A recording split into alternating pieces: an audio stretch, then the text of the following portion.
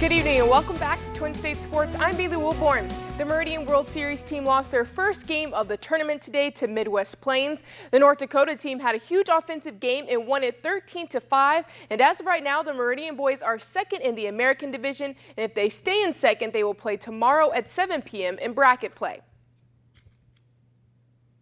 We are 19 days away from Mississippi State's first football game, and the Bulldogs still haven't named QB1. The two frontrunners right now are Penn State transfer Tommy Stevens and junior Keaton Thompson. Coach Joe Moorhead says the battle for the #1 spot is starting to intensify. The battle has elevated the urgency in the execution of the entire unit. We grade and evaluate every snap and chart everything that they're doing. So I think it's headed about the pace that we anticipated. As an assistant coach, Mississippi State head coach Vic Schaefer helped lead Team USA to the silver medal at the Pan American Games. The U.S. finished 4-1 in the event, but in the gold medal game, Brazil was a little too much for the U.S. and they win it 79-73.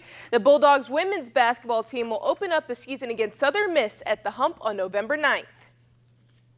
2 days after being released by the New Orleans Saints, wide receiver Rashad Matthews has announced his retirement from the NFL.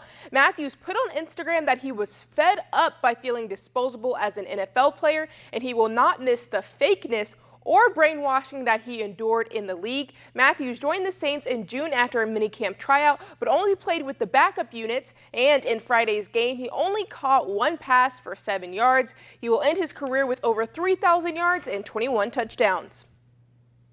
The Atlanta Braves split their 4-game weekend series with the Marlins. In yesterday's series finale, Ender Inciarte and Ronald Acuna Jr. both homered, and Mike Foltynewicz had an okay showing, giving up 4 runs in 6 innings. But the Braves bullpen produced in the best way, 5 pitchers combining for 3 scoreless innings, and the Braves win it 5-4. They will get today off, but will be back in action against the Mets tomorrow night. The NASCAR playoffs are just 3 races away, but first a stop Saturday night at the Bristol Motor Speedway, where things usually get heated on and off the half-mile track. Kurt Busch is no stranger to success at Bristol, where he has won 6 times, including under the lights last season. Busch talked playoffs and what makes Bristol such a special place to race. We're seeing better restarts, better finishes.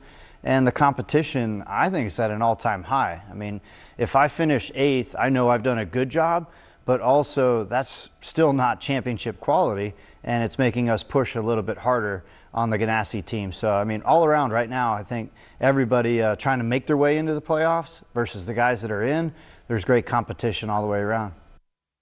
She's been called the world's greatest female gymnast, and this weekend Simone Biles brought home her record-tying 6th national title.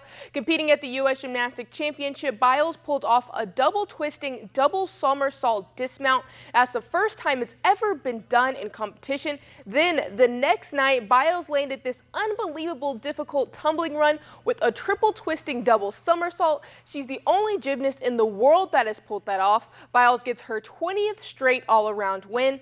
Biles has proven time and time again that she is the best gymnast the world has ever seen, and at this point she's only competing with herself. All our competitors say they are just trying to get silver.